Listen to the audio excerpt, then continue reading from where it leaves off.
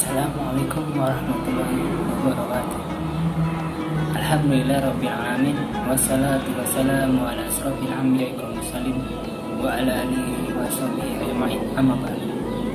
Syukur alhamdulillah kepada Allah Subhanahu wa taala yang mana pada hari ini kita masih terus diberikan kenikmatan, di antaranya nikmat kesehatan, kesempatan, terlebih-lebih lagi nikmat iman dan Islam. Salawat dan salam kita hadiahkan kepada Nabi besar Muhammad SAW. Mudah-mudahan dengan banyak bersalawat kita akan mendapatkan syafaat yaumil akhir. Amin ya rabbal alamin. Adapun Bapak di sini ingin menyampaikan keutamaan membaca Al-Quran. Al-Quran adalah pedoman hidup bagi manusia hingga akhir zaman. Barang siapa yang membaca, memahami dan mengamalkan Al-Quran, Allah menjamin, Allah janjikan lapangan hidup dan tidak akan terjebak dalam kesesatan. Anak-anak Bapak yang soleh dan soleha, keutamaan Al-Quran bukan hanya yang Bapak sampaikan ini. Ada banyak sekali, tapi karena memang keterbatasan waktu, maka Bapak akan menyampaikan 5 keutamaan membaca Al-Quran. Anak-anak Bapak yang soleh dan soleha, yang pertama adalah satu huruf akan mendapatkan 10 pahala.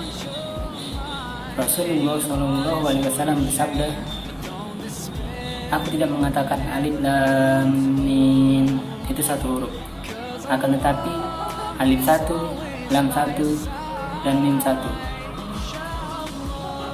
Berarti apabila kita anak-anak Bapak yang soleh dan soleha, yang pertama adalah satu huruf mendapatkan 10 pahala.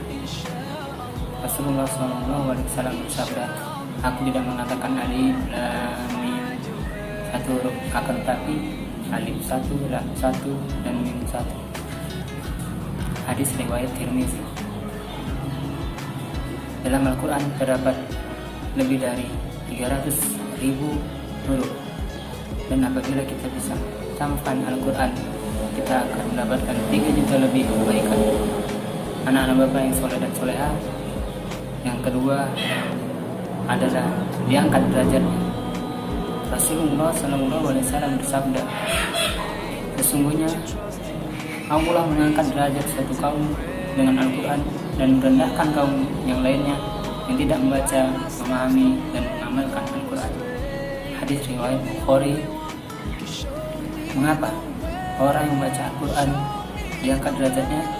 Karena orang yang membaca Al-Quran selalu dan senantiasa dekat dengan Allah, sehingga Allah mengangkat derajatnya.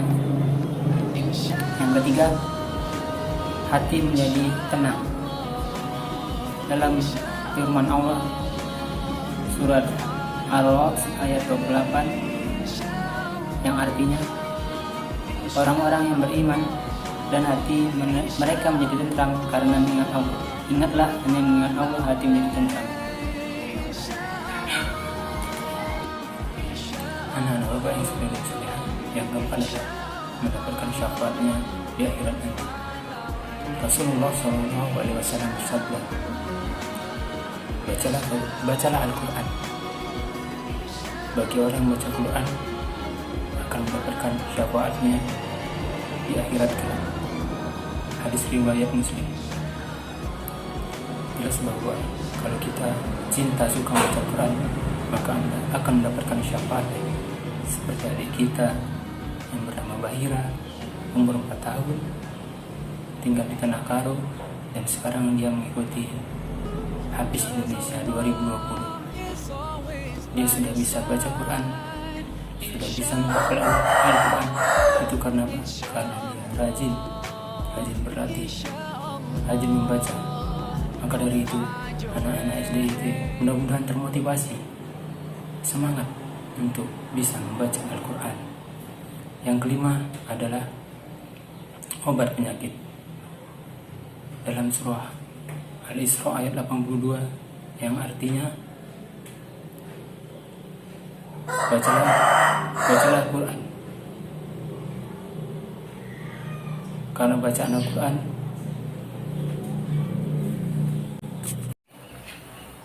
Suara yang terdengar dengan irama dan frekuensi tertentu mengandung informasi yang spesifik. Informasi yang spesifik ini yang bisa merangsang sel-sel tubuh sehingga bisa menyembuhkan penyakit dan melawan penyakit berbahaya seperti yang sekarang mewabah. Wallahu a'lam bishawab. Demikian yang Bapak sampaikan, mudah-mudahan bermanfaat. Sebelum Bapak akhiri, Bapak ingin menyampaikan bahwasanya membaca Al-Quran bukan hanya ada niat dan kesempatan, tapi harus dipaksa. Paksalah dalam membaca Al-Quran, karena dengan memaksa kita akan terbiasa. Dengan terbiasa kita pasti akan cinta. Demikian Bapak akhiri dengan wabillahi taufiq wal hidayah. Assalamualaikum warahmatullahi wabarakatuh.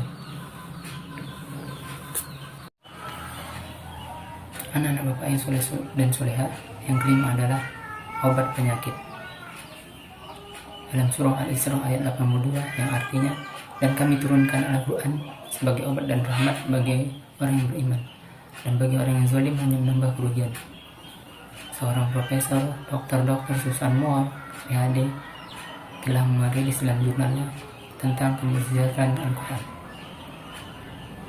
Seseorang yang tilawah Al-Quran,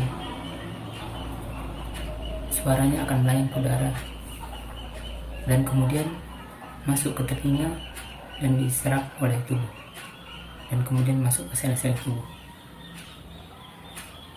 Suara yang terdengar dengan irama dan frekuensi tertentu mengandung informasi spesifik. Informasi spesifik inilah yang bisa merangsang sel-sel tubuh untuk menjadi sembuh.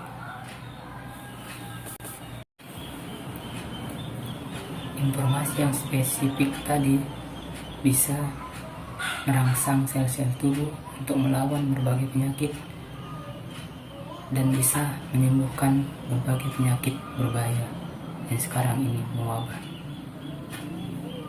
Mungkin itu saja yang dapat Bapak sampaikan. Sebelum Bapak akhiri, Bapak ingin mengingatkan kembali, membaca Al-Quran bukan hanya ada niat dan kesempatan, tapi harus dipaksa. Paksalah dalam membaca Al-Quran agar supaya terbiasa. Dengan terbiasa kita pasti akan cinta. Mohon maaf bila banyak salah dalam kata dan perbuatan. Bapak akhiri dengan Assalamualaikum warahmatullahi wabarakatuh.